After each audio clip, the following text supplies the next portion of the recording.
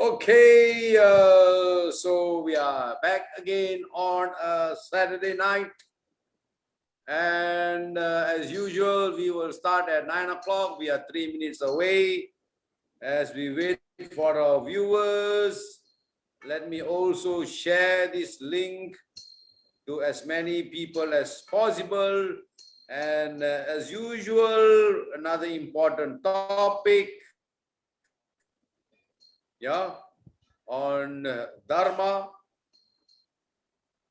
As time now is 9:53, 57, sorry. We're 3 minutes away from going live. So let me also get my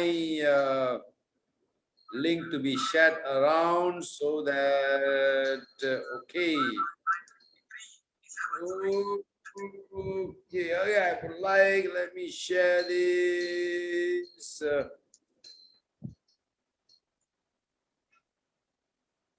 We've just gone live. We're 2 minutes away. I can't see the screen on my handphone. Don't know whether the line is bad here. Sir, can you see on your side? Okay, sir. Yeah, I can see it. Ah, yes, I can see. Mine a bit slow, I think. I want to share. Okay, still we are 2 minutes away. We got still got time. 2 minutes to share.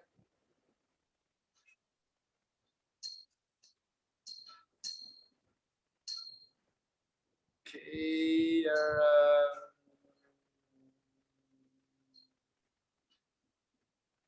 Why is it so slow?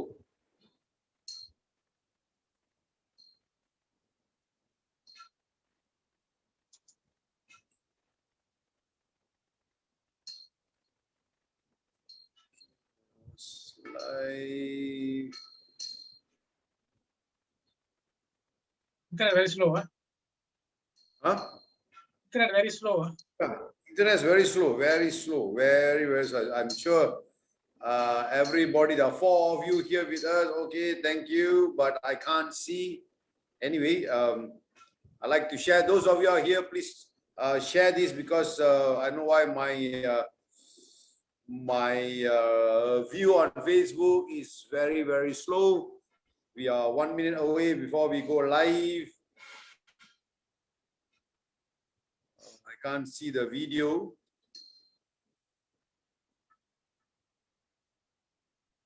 Okay, maybe a little bit later.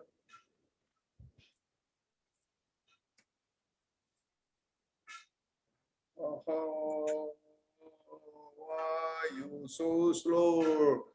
Okay, it is 9 o'clock. So as usual, we will start 9 sharp as we wait for our friends to share, to comment, and we will start our show 9 o'clock sharp. Okay. நமச்சிவாய வாழ்க நாதன் தான் வாழ்க இமைப்பொழுதும் என் நெஞ்சில் நீங்காதான் தாழ் வாழ்க. ஹரி ஓம். Jai Shri Krishna, Jai Shri Ram, Jai Shakti, Namaskaram, Namaste, Namaskar, Vanakkam. Yeah, welcome to another episode on the why of Hinduism. And today, the topic is why as a Hindu, you must know your Dharma. Yeah, very important, very critical. Why as a Hindu, you must know your Dharma. And today, to talk about this, we have with us, a man who has put in so much of effort to discover, to share, and to teach about our Dharma. Mr. Nagis. Vanakkam, sir. Thank you very much. Namaskaram. Thank you very much for coming in again for this episode. So, Vanakkam, sir. Namaskaram. Namaskaram. Okay. Anything you would like to say before I ask you the first question?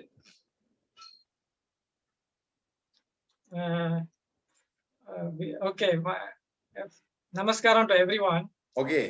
So today, this topic is especially chosen by our Mr. YouTube, and this topic is something new, and then I think it's mind pondering a bit. Okay, so I think we go into a bit in detail, then we'll know what Ah. actually you're up to. All right. So I will straight go to the topic. Yeah.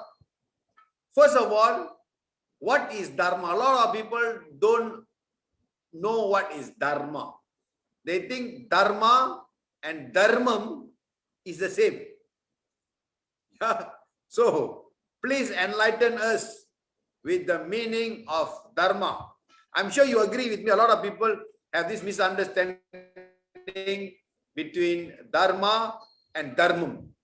Yeah, especially maybe the Tamil speaking. I can speak on behalf of Tamil speaking because I know them a little bit. I guess I think so.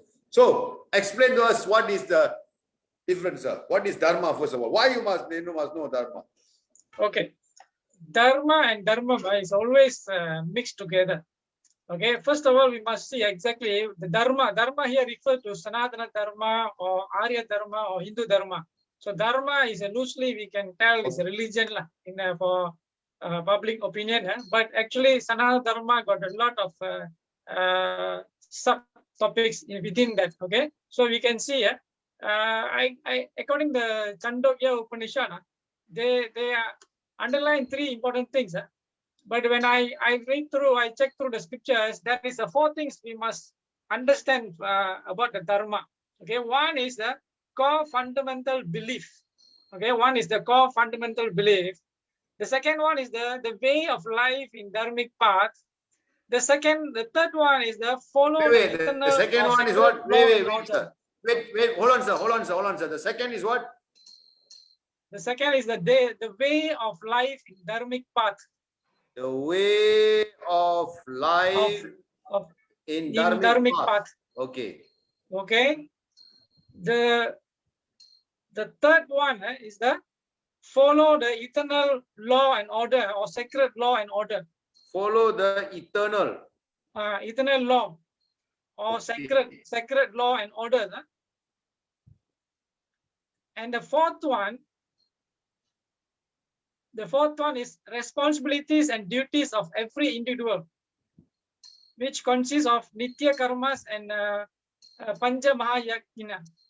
Roles and responsibilities. Responsibilities and duties of every individual, individuals. Duties of every Hindu. Hindu. Okay. There are 2 parts there. One is Nitya Karmas, another part is Pancha Mahayajna. Nitya Karma and Pancha Mahayajna. Okay.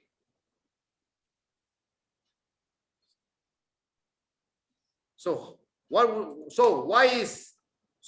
are 4 things. Should we go one by one or what? Yeah. I think you want to give the clear picture, you must go through one by one. Okay. So the core fundamental belief. Okay. Let's address that. The first one is the core fundamental belief. See, the entire system is based on the belief. We believe there is God. So the Hindus always believe there is God. We never say there is no God. Hindus always say there is God. That is Parabrahman or Brahman, or we name it that. Okay. So we as a Hindu, we must believe there is Parabrahman in the form of Brahman and Atman. So that is the core first belief. Okay, it might be differ from different school of thoughts like Advaita and then Dvaita. There is a different views, but generally all except there is a Brahman, Atman, and Parabrahman. Okay. So that is the first one. Second, we Hindus always must believe there is the Parabrahman in the Nirguna form and Saguna form. That means in the form of non-image or imageless or in the form of image. We must believe both. As a Hindu, must believe both. And non-image in yes. In Siddhantam they say Uruvam, Aruruvam, Aruvam. Yeah. Yeah, semi-image. Like Shivalinga is semi-image. Nataraja is full image. Yeah. So okay. So as a Hindu, we must believe both. We cannot stick to one part only. Like Abrahamics, they only believe in one part only, imageless. Okay. And then our highest mantra is the Om. Om is the Pramana mantra for entire Hindu. All the 6 Shanmakas. Yeah. The Om is the unity mantra for entire Hindus. Okay. Whether from any branches, they use the Om mantra. Okay, so every Hindus must use that mantra as a unity mantra to bring in all the Hindus together. So this is the second part in the belief. Of course, we believe there is karma, samsara, moksha, and maya. We believe all Okay. this. One more Okay. time, we believe And in then we go further. Karma, samsara, moksha, maya. moksha means, sorry, samsara means is rebirth. Rebirth. Yeah, because Yeah. I learned from a certain school. If you're a Hindu, number one, you believe in rebirth. Number two, you believe, number one is you believe there's only one God. Yeah. Number two, you believe in rebirth. Number three, you believe in karma. Karma. And number four, follow the dharma, as a Hindu dharma. This some other school I've applied. Okay, so you're around there. Okay. Okay, so the concept of maya is still there. The concept of maya, we also believe there is a concept of maya. Okay. Okay, so that is and maya means. Okay, maya means actually the real part is the atmic. At atmic level is the truth. Reaching the Brahman is the truth. So Okay. whatever the God take forms, whatever we see, all this is considered part of the maya. Which is not real. Okay, so that is the part of maya. And then number fourth, we got the freedom to choose the path of dharmic. We got the freedom to choose the path of dharmic. Okay, so we got eternal life with Brahman to reach moksha. Somebody want to go reach moksha, that they can choose that. Or somebody want to live a worldly life, that is where the maya part comes in. Okay, so you can choose in the worldly life, you can pray in a temple, all that. So there's come that part. Okay, we can choose between the 4 yogas. You can choose the Raja Yoga. You can choose within the 6 margas. You can choose Shiva, you choose Vishnu, you can choose. You got all the freedom to choose.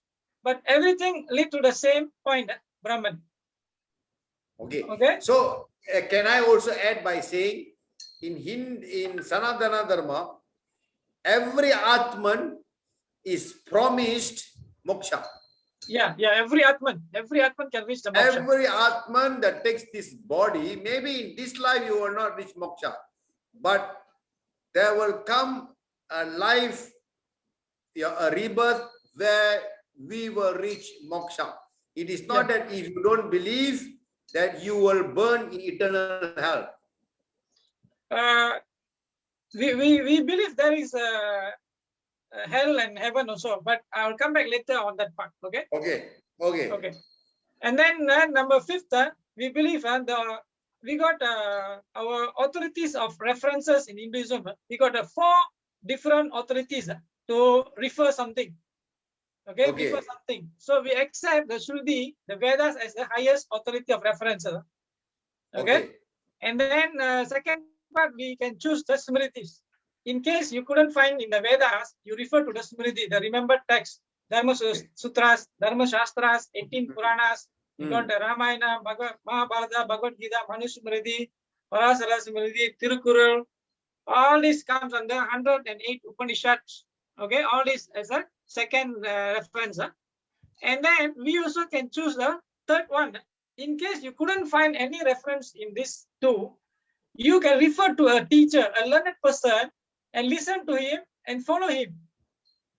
So that is the third third thing we can refer. And the fourth one, if you couldn't find any answer from Vedas or Smritis or from the learned person, you can use your own consciousness to decide things, but it must be based on the dharmic path. So we got the 4 references actually. So as a Hindu, you must know that.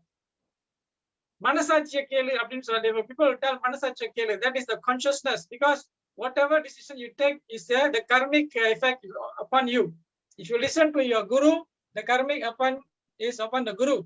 If you follow the Vedas, then there is no issue there. So this is what we, and then of course, every Hindu we must believe we got a founder. Every time people come and say the Christians and Muslims, they got founder, you got no founder. Huh? You got no founder. Actually wrong. Huh? Hindus must know that Brahman himself founded and revealed this religion to us. Every Hindu must know this because Brahman himself manifested as Brahma, and then he created the 4 Sanat Kumaras, and the 4th Sanat Kumaras revealed the Vedas, and they taught the Saptarishis, and from there it came down to us. So Hinduism is founded by Brahman himself. It is not founded by any human. Hindus must believe this. Okay, so that is the basic. And then of course, one important point I always stress: Hindus always must believe there is no, they cannot convert out from the birth religion. So these are basic things. Is it a belief or is it something else? Because for me, as far as I'm concerned, in Hinduism, there is no belief. For me, it is not about belief. Belief means is forced upon you. It make you believe. Is there another term for besides belief? So actually, the conversion is sin. It is mentioned in our scriptures. Okay. It's mentioned in the scripture. It is not. I cannot say it's a belief, but it is already well mentioned in the scriptures.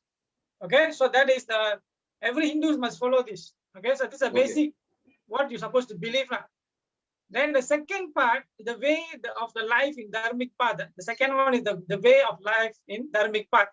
So here we got a lot of things. The moment we awake to sleep, so there are sadhanas we have to follow. There are rituals we have to follow. There are we call Valipadu, Sangyam, and Sampradayam we have to follow. Valipadu is the worship method. Sangyam is the ritual. Sadanga is the chain of rituals. So all these, including the Sampradayas, all that. So we got a lot of the way of life. So you can I can go in detail a bit here. The Valipadu means so this is where the Pancha and the Nitya Karmas is coming in. Okay, so early morning when you have to take bath, you have to do the Sandhya Vadanam, you have to do the puja, all that. So this is the one of the compulsory things as a Hindu. Okay, and then the Sangyam and Sadanga rituals. This comes under Anustanam. From the day the person inside the mother's womb until the person is birth, and then until the person dies, there is we got about 48 rituals you have to follow as a Hindus. At least 16 out of 48 we must follow. Okay, how many? That is at least 16 out of 48.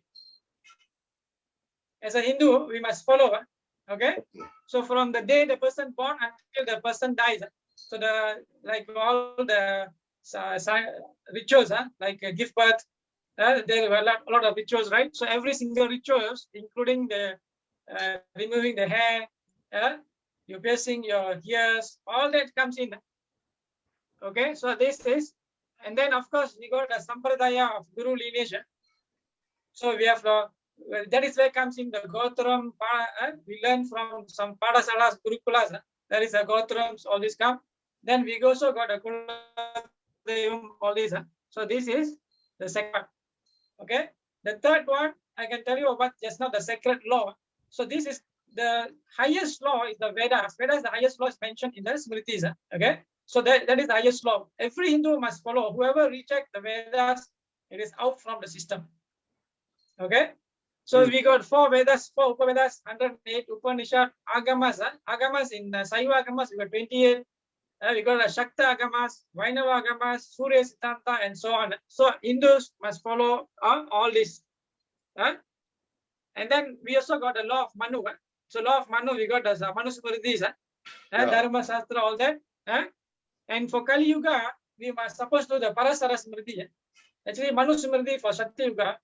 The Parasara Smriti is for Kali Yuga. Okay.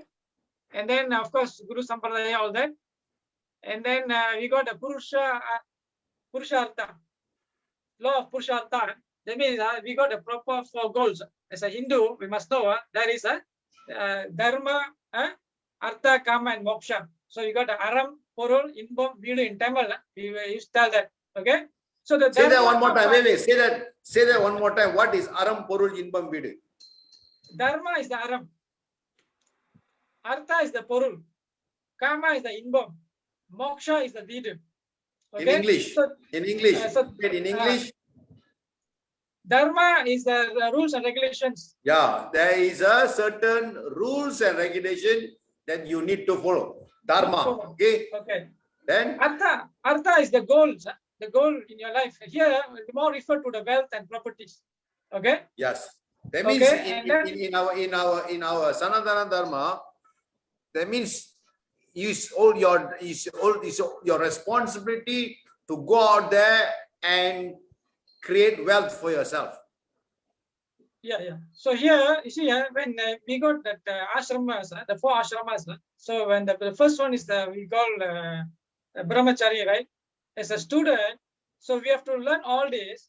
But the most important, they focus on the dharma part. Okay, they learn all this, but they focus all this. They learn properly this part. When you reach a grahastha, so you focus on artha and kama, but based to the rules and regulation you learn earlier. Okay, so this grahastha part, they got responsibility to look after the students, look after also the elders, and look after all the other. Wait. You Sukis, not everybody will know all the 4 stages. So I think it's best to explain to those who are viewers or watching maybe later the 4 stages. So number 1, brahmachari. You're frozen for a while. We got this Purushashtha, arthas, the 4 goals Yeah. of the life. Okay, and then of course moksha. Moksha is reaching union with the creator.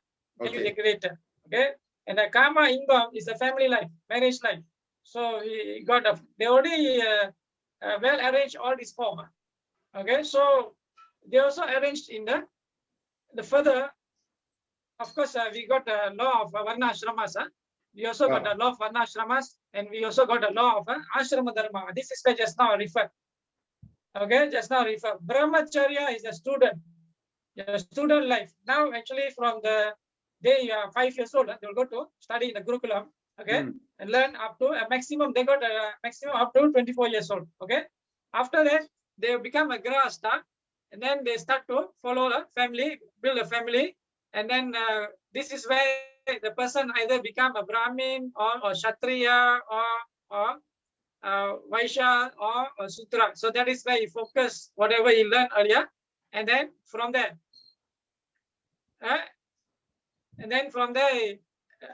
can you get it? Yeah. So from there we are okay. So for grahastha is the most important part. They have to look after all these the other 3 parts. So brahmacharya, vanaprasatha, and the sannyasa. Okay, vanaprasatha is after about your age above 50. So you now focus on not actually people always thinking vanaprasatha is going to jungle and stay there. No, Yeah. it is not going as stay in a jungle because those days the ashrams all in a jungle area. So that's why they call vanaprasatha. This is where the elderly people focus on do a social service. They do the social service here. They learn, do social service, look after the nation. Okay, and after that, they will go into a sannyasa where they will do a renunciation and then they leave everything. And there is our focus on the moksha. So this is the ashrama dharma. Okay, and There is some, if I'm not mistaken, there's some age, right? There's some age for everything, right? There's an age for brahmachari, there's an Come vanaprastha. again, sir. There's a certain age. Yeah. Roughly they put it roughly they put that every 24 years. Okay. So It's 0 to 24 is brahmachari. Which varna you come from. That is not exactly, but plus minus. It depends on which varna a person come from. Okay. So roughly first 24, second 24, third 24, and then next 24. Okay. All right. So after that, sannyasi. Sannyasi means you have to leave everything. Vanaprasatha, they will go leave the family, but sometimes they still got connection to the family as advisory, all that. Okay. to sannyasa, they let go everything. Okay, one more part there. The most important part. This is why we lack this part. Okay. The fourth part is the Pancha Mahayagna. I told you the responsibility and duties. Okay. Responsibility and duties. Okay. The first one is the Pancha Mahayagna. The first one is the duties to the Brahman. Brahman and Devas. So they call Deva Yagna, Rishi Yagna, Deva Yagna, Pitru Yagna, Buddha Yagna, and Jana Yagna, or Manusha Yagna. So there's 5 things there. Okay. So as a Hindu, it's our duty to pray to God.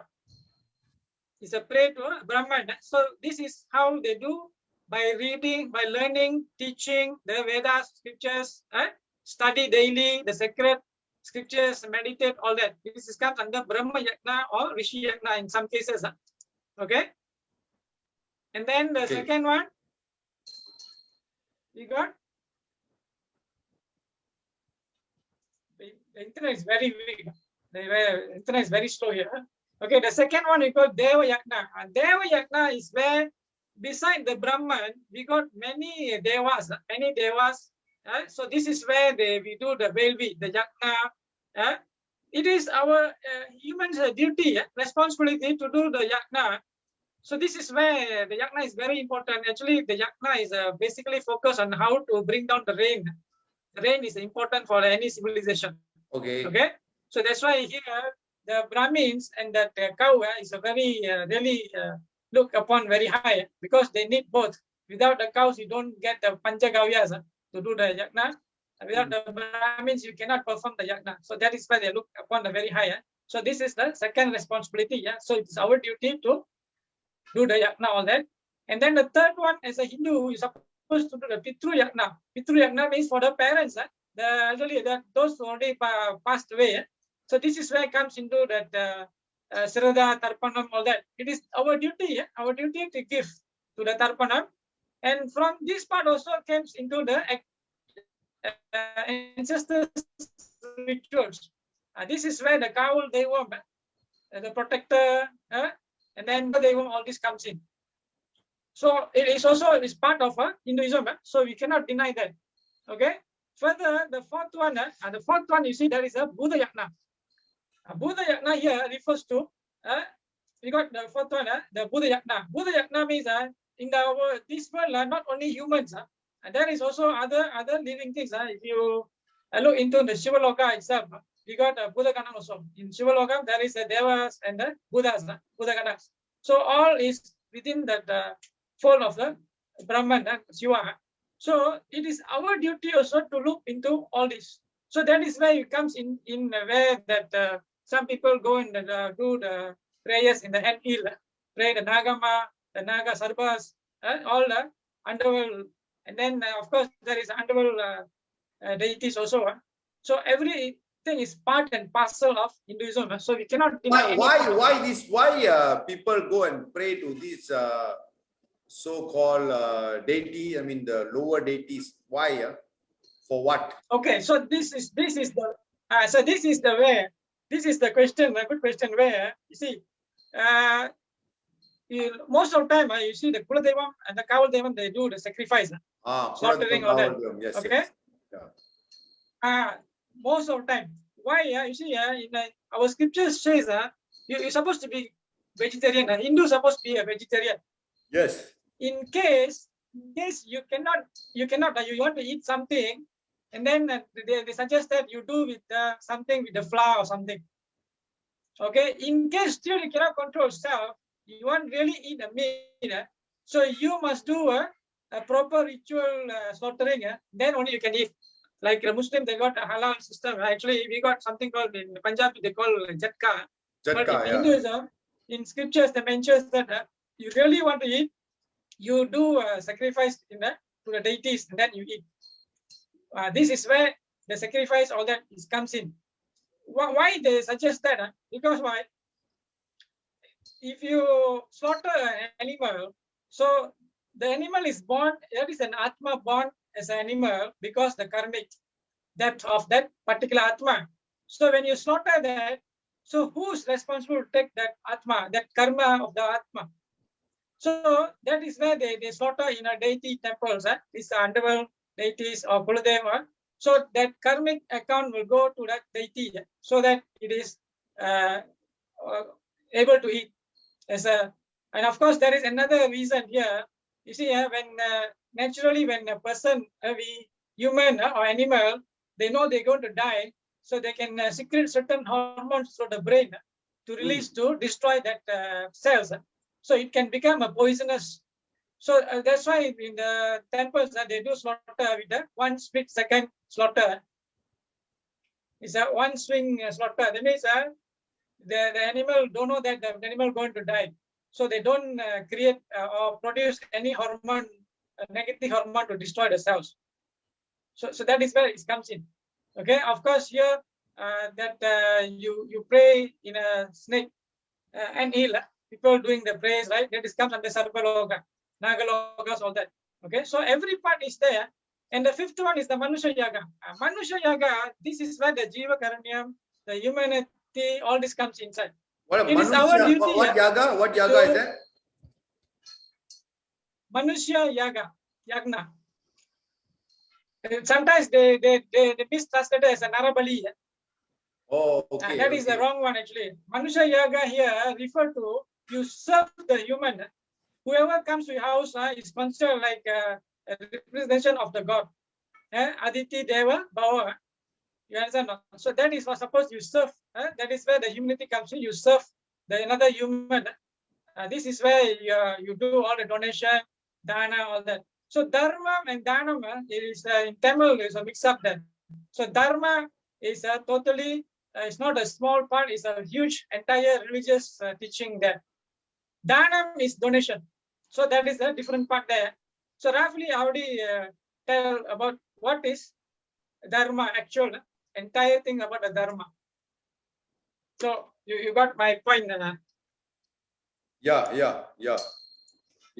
So as a normal person who is living in this material world, how to live? What are the best ways to live a dharmic way, the best that I can?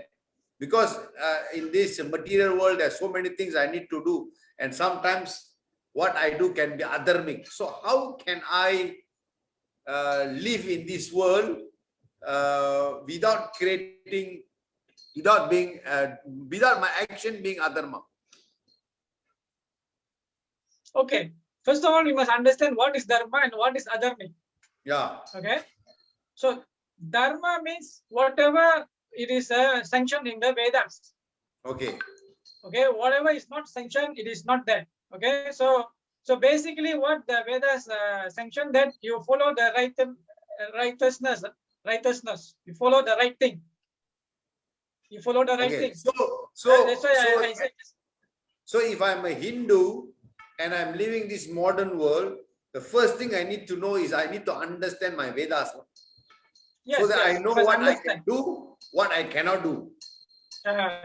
As just now I simplified the four things there. Yeah. So you have to follow all that four. You have to follow all that four without fail any part. If you follow all that, you will reach the moksha very fast compared to anyone else. If you follow all that, if you miss out here and there, and then you take a longer cycle, that is where. So just now, you come back to the main question just now. So why, as a Hindu, you're supposed to know the dharma? If you don't know the dharma, it's like you're traveling in a train. You don't know where your destination. You don't know where you're going to stop, where you're going to change your next station. You don't know.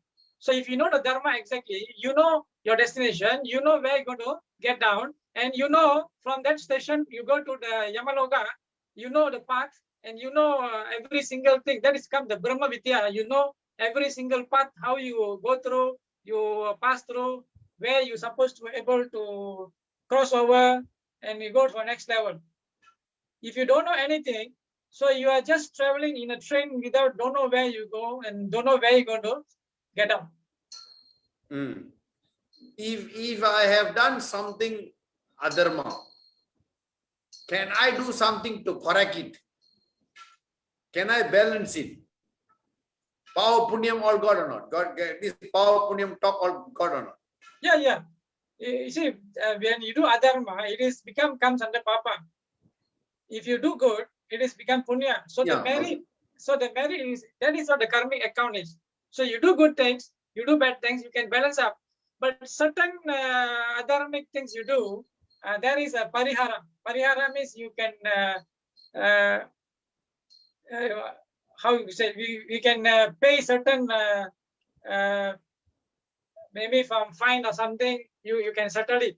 There is a parihara to solve that, but not everything. Certain things there is no parihara at all. So you have to pass through, you have to go through that.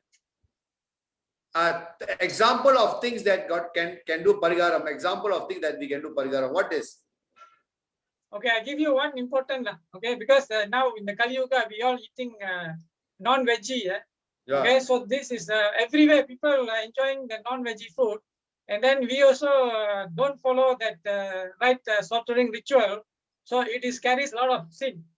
Okay, so in Garuda Purana I mentioned, so those are eat non-veggie, you will be thrown out in a river called Vaitarani. Okay. Vaitarani means full of pus and meat, all rotten meat, everything will be there. So Okay. it will be stranded here for maybe 100 to 1,000 years. Your Atma will be stranded. But there is a parihara for that. If you donate a cow for a good purpose, so it mentioned there in the Garuda Purana, there will be a special boat for you to cross over the river. So I think those are non-veggie. Non-veggie, please take note. So this is, I think, very important note.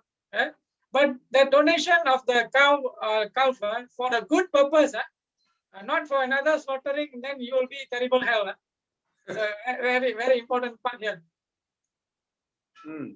And what are the dharmic? There is no parihara.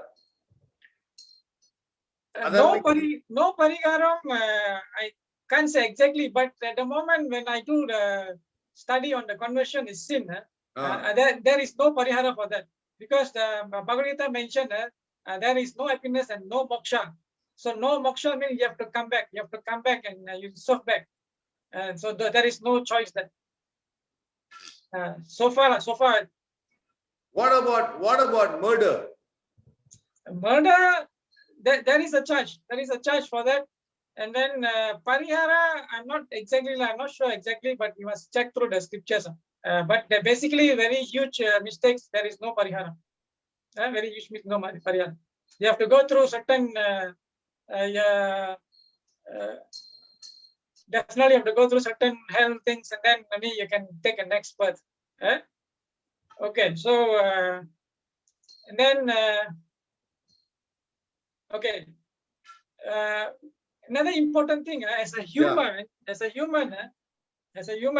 Yeah. if you don't know the dharma, you will be missing the golden opportunity of lifetime, because you want to be born as a human. We got samsara of 8.4 million lives for the Atma have to undergo. Okay, born as a human is about 7 lives only. Some says 14 lives. I'm not very sure on that, but 7.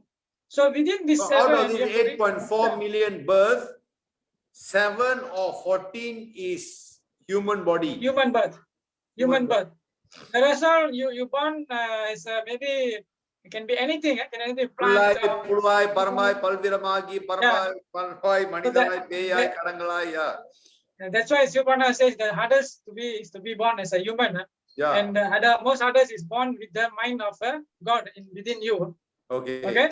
So this is a golden opportunity for a human to have a chance to think, pray, serve the rich Brahman.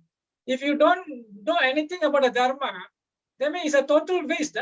Okay, and even Swami Vivekananda mentioned that those never use this opportunity, they are deemed as remain in animal kingdom.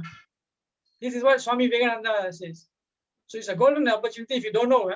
So you will lose your destiny, you're reaching the moksha, all that. Okay. So that is, even if you know the Dharma, you know what is the obstacles and who's your enemy. If you don't know anything, you don't know who you are. I have heard people who say, I don't want moksha lah. I okay, I enjoying life only. No, enjoy. People used to tell enjoy. Actually, there is a bigger enjoyment. People don't know. Those already reached that bigger enjoyment, that Satchit Anand, the level, they know all is nothing. All is nothing. It is just a temporary place to train ourselves, train our Atma to a better level. That's all. It's So- Siddhantam, it says, if you don't reach moksha, when you take rebirth, you have to go through minimum 3 pains. Pini, Mupu, Yarappu. You go through this pain. Yeah. You can, because the moment you take body, Pini, sickness, Mupu, you age, Yarappu, death. These 3 pains minimum you will go through. So when you take moksha, yeah, just now what you say, Satchitanandam. Yeah. So we don't want to take this body, because when you take this body, you have to go through pain. Little bit Okay. pleasure, a lot of pain. Okay. Okay, that's the second one. Just now, why the Hindu must know the Dharma. The second one, if you don't know the Dharma, or if you never learn, or you never teach the younger children, somebody else might come and teach you something else, and it could be adharma religion. Something else is adharma already. No more, it could be. It's adharma already. According Sanatana Dharma, all the 6 Sanmarga or Sanmada is Dharma. Dharma, Outside okay. from there is adharma. Outside from there is adharma. Our scriptures clearly mention that. Because when you reject the Vedas, then you are out from the system. Okay, so before somebody come and teach adharma, you better teach yourself the Dharma. That is what very important part. And all must remember, I don't know, some of you might forget, this is Kali Yuga. In the Kali Yuga, where the Kali Purusha or Kali Yuga Asura will be in power. Okay, so this Kali Yuga, where the Kali Yuga Asura will bring down called the Pisasa Dharma or Adharmic religion. This is mentioned in Bhavishya Purana and Kalki Purana. That is where the Kalki Avatar will have to come down and to rectify that, to clear off that Kali Yuga Asura. So, if you look into the Bhavishya Purana, it's clearly mentioned. Where the Kali Yuga Asura will come, and who are the followers, and how they will reject the Vedas, they will reject everything, and then they will try to take over. Then only Kali Yuga, the Kalki Avatar will come down to rectify that. But the problem is people now still not bothered anything. And very important part, if people never call the Kalki Avatar, never pray for the Mahavishnu, never pray for Kalki Avatar, definitely Kalki Avatar won't descend. If you see, look at the Mahabharata, when Draupadi called Krishna, full-hearted only Krishna give the help. So same thing here. And I see at the moment, nobody, not many, nobody really bothered to pray to God to get the help from the God. If you don't call the Kalki Avatar, how the Kalki Avatar going to descend? So this I think it's an important point. People, especially Hindus, some people I say here and there complaints. We pray so much. We pray, why we are suffering like this. But actually, we don't really pray. If you pray full-hearted, definitely you will get answer. Yeah, recently I had somebody who said, who wanted to convert, and when he asked why you want to convert, he said, I've been 40 over years. I've been praying, yeah, as a Hindu, and I'm still suffering in my life. So I want to convert, and maybe that side I go, I will don't suffer so much. So we said to him, you mean on the other side, everybody having bliss, party, and having all the fun in the world, they are not suffering? Yeah, yeah, they also suffer. There are also people who are suffering. It's not about where you are, Any you are any born in any this. Sorry. so any religion, the suffering is there. Last time I remember when I was young, people come and approach me to talk about other religion. So I simply I just told them that you show me one religion, one God. If you pray that particular God of religion, Hmm. you will be everything will be okay. No sickness, no pain. You will be rich. You will be happy. Everything 100%. I told her, you go and see the hospital. All kind of religious people are there. You go to the in a jail and see all kind of people are there. So that shows the God is one. So what is the point you want to change the religion? And show me which God can give you everything perfect. I will join first. You live your current life because of your past karma. Very clear. Very clear. Yeah. I mean, I've discussed this with other people about, because some of them don't believe in karma. It has to be on, the logic is karma. Why somebody is born poor, why somebody is born rich, why somebody is born handicapped, why somebody is born with perfect health, who can run 100 meters in 9.7 seconds, and some people can't even walk 5 meters. There must be a logic why. Yeah, this is 100% true. Is God so cruel to make one person so so downtrodden, and then the other person, who has everything?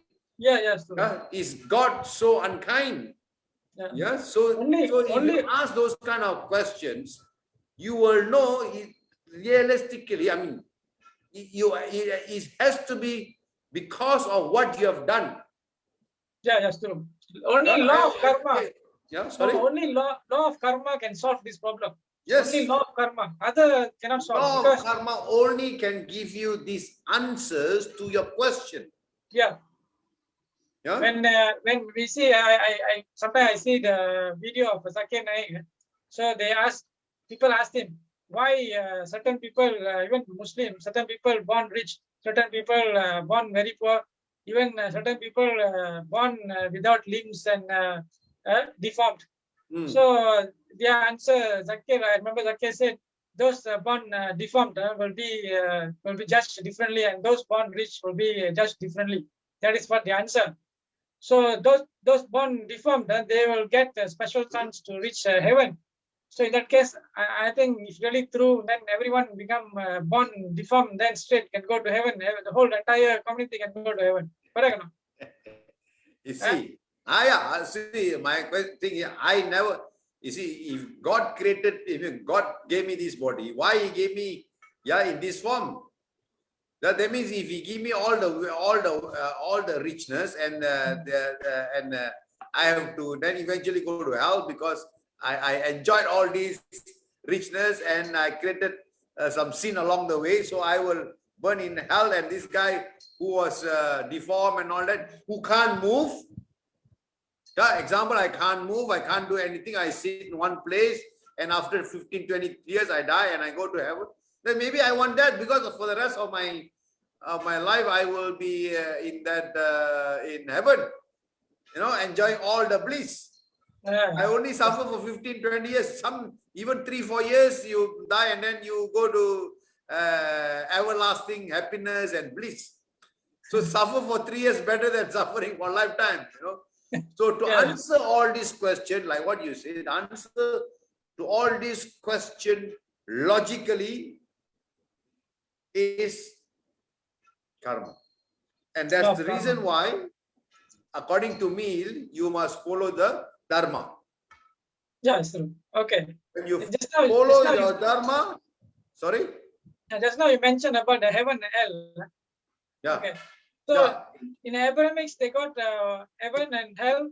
They go to judgment one time. Entire community will go to either hell or heaven. That is what the Abrahamics judgment day.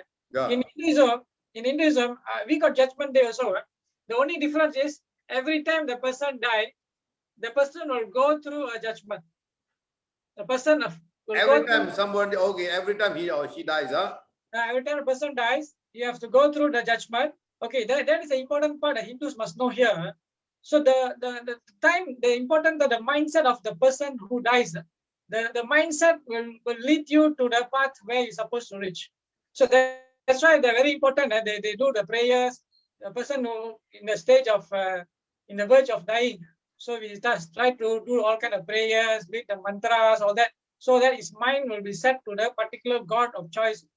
So that is where the mind will go. So that's why very important, the prayers, especially they're doing the prayers of Shiva Prana, all that. It's very important. Today also I saw the MHS, they came out with certain regulation regarding that praying Shiva Prana, all that.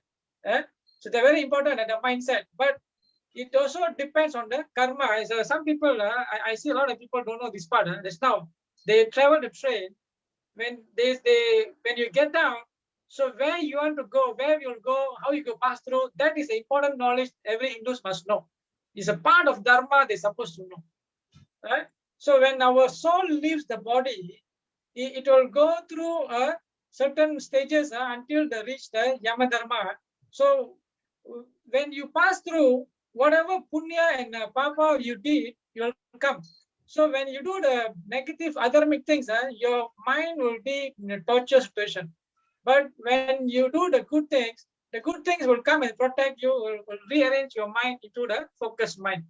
So that is the important part until you reach the Yama Dharma. So when you reach the Dharma Raja, that place Yamaloka, so your mindset will set you. But again, they give a choice there. There is a different options there. One, you will go to heaven temporary to enjoy, or you have to send to hell further to go tormentation or whatever, or as a punishment you are sent to born as a plant or animal, whatever, to pass through certain years, or you will be born back as a human to continue your journey, or you reach the moksha where once your karmic debt is zero. So we got a variety of choices there. So we are not stick like what the Abrahamics. You go there and you enjoy there with all your angels and so on. No such thing. Okay. So the Hindus must be very clear on this. So that's why when you get down, the journey, you go to the Yamaloka, you must prepare that. You must know the route. If you know the route now, it will be an easy path to cross over that particular journey and then take the next line. So people only focus on the life here, but actually the important part, how the Atma will go through and suffer or enjoy, it's very important knowledge. This comes under Brahma Vidya, where every Hindus must know. Okay, right. We have now come to almost the last part of the session. Any closing statement from you about Dharma, how a normal person can, we have spoken about this, how someone can be aware of their dharmic or their role to play their dharma as a Hindu. Okay, so this part, as a Hindu, every Hindu must ask themselves, who are they? What is their destiny? Why? What is question the number one? Question number one, like what Ramana Maharishi asked, who am I? Who am I? You must ask. Ask yourself. Must ask. If you don't ask, you don't get the answer. And don't go and ask from other people. Ask yourself. No. Ask yourself. Ask yourself.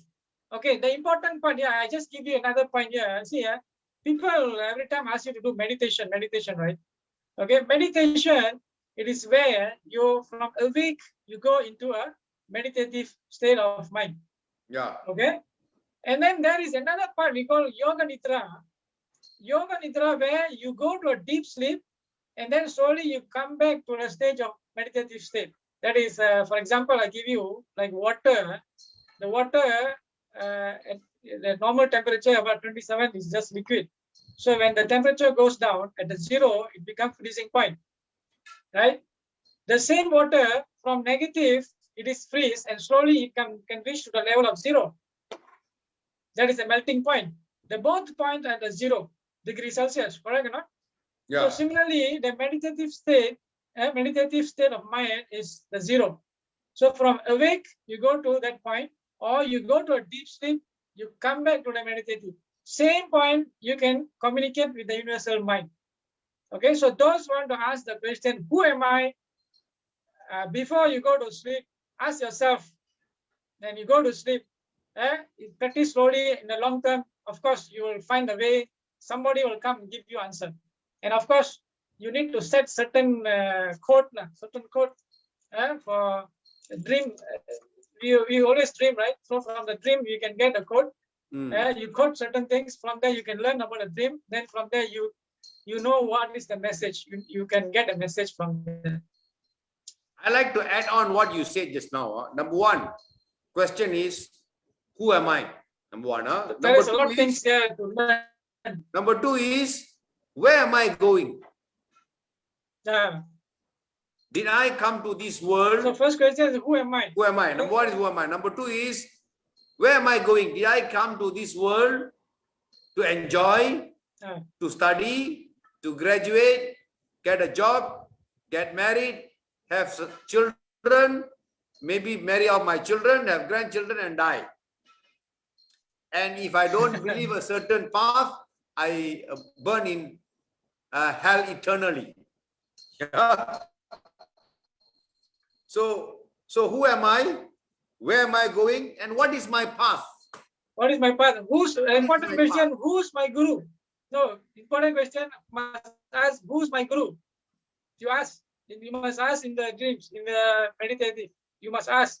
So when you start to ask, only things will be connected to the universal mind, and you will get answers. For those really interested, you can set certain code of a dream. For example, you just picture somebody, let's say your father or anybody become your guru. You assume that the person as a guru. So these people might appear in your dream. So this is where the messages will come. So you have to do a little bit study about the dreams and then how to interpret dreams, all that. So you have to set your mind into the mode, and then from there only you're able to communicate with the universal mind, and you get the what, and then who you are, what is your destiny, why, what you're supposed to do. Okay, so I think I conclude here. Yeah, I think I would like to thank you very much for sharing. So one thing both of us agree in common is, you must ask yourself, who am I? Yeah, very important. That is important. Very, very important. Who am I? That question, Ramana asked this in Tiruvannamalai many years ago, and he achieved moksha because he asked that question, who am I? Yeah, and for me is, ask yourself, for me is, where am I going? Where am I going? What's my destination? Did I come here to just live and die? Sorry? In my personal experience, my first question is, who are you? Who are you? I went to temple and asked, who are you? Are you really exist or not? Oh, you ask him, you ask him. Yeah, I went to temple, and because all the time we see the statue and stones. So, so I went to temple. I see that. Then one time, I don't know, I said, who are you? You really exist. If you really exist, show me. That is what my question. But after certain years, I realized something, and then only I start to ask, who am I?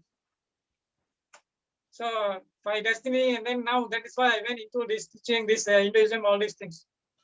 Before that, I just traveler in a train, just without destination. Okay, so we will conclude. Thank you so much. Thank you so much, Mr. Nagis, for taking your time to be with us today. And as usual, I like to end this by saying, remember, always ask our conclusion today is, ask yourself, who am I?